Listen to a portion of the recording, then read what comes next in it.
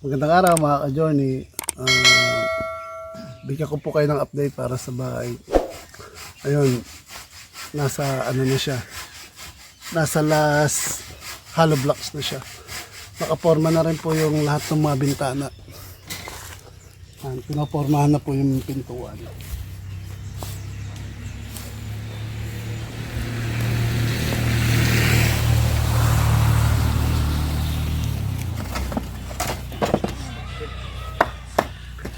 Pinapormahan ng pintuan. Tapos nagpapatag na rin tayo ng flooring sa loob. At ilalagay na rin natin yung panambak.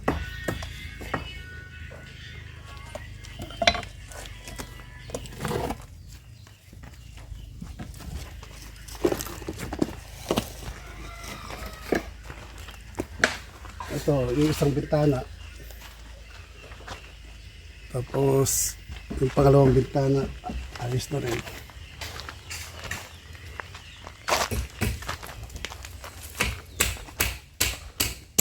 Tapos yung isa pang bintana sa harapan, ayos na rin. Napormahan na rin. Tapos ginagawa na lang yung ating pintuan. Tapos yung flooring, napatag, halos patag na rin. Tapos yung binili nating panambak ilalagay na rin. So yung taas ng flooring, halos dalawang hollow blocks yung ano niya. Dalawang hollow blocks.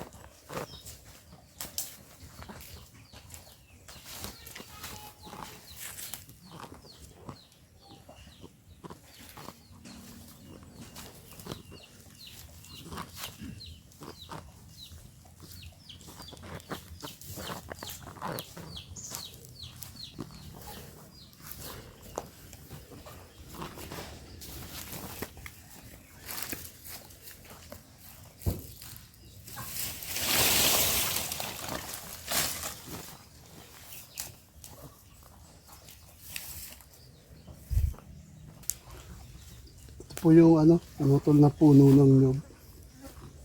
Sunugin lang natin siya para pati yung ugat niya masunog din. Kasi hindi na siya pwedeng lagariin. Kaya susunugin na lang po natin siya. Kasi ano po yung saging na isa.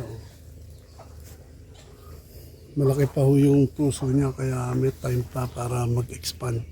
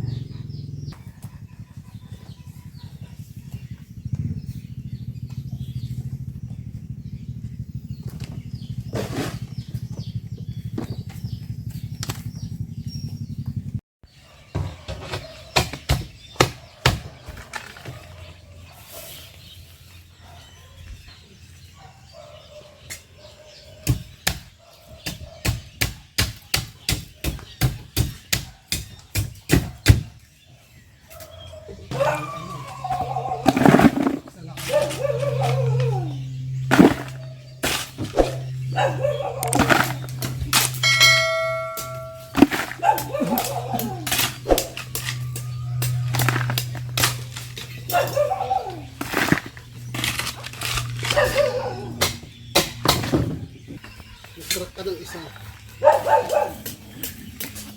Crack mo na. Ay, ilagay mo lahat.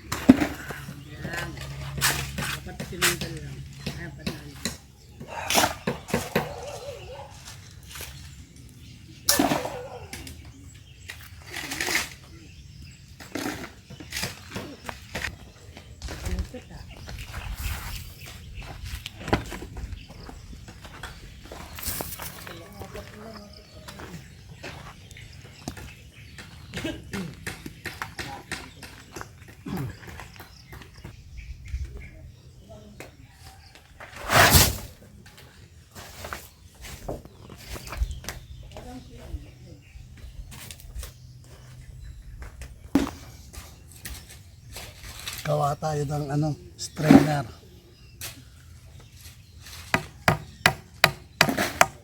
Magagamit natin ito sa pag magpapalitada na tayo. Tapos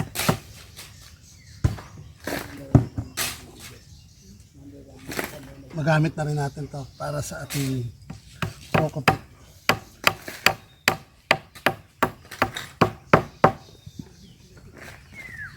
Tsaka pala pakita ko sa inyo yung mga bunot doon na pinaaraw na natin. Hintay lang natin siya matuyo. Tapos turuan ko kayo paano gumawa ng kokopit using our DIY. So wala po tayong coconut husk shredding machine. Gagawa lang tayo ng DIY para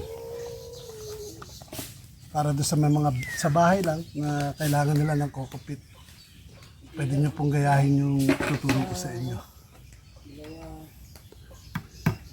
So ngayon, dito muna tayo sa strainer kasi walang mabili rito na nakabistay na yung buhangin. So manual natin bibistayin yung ating buhangin para sa palitada.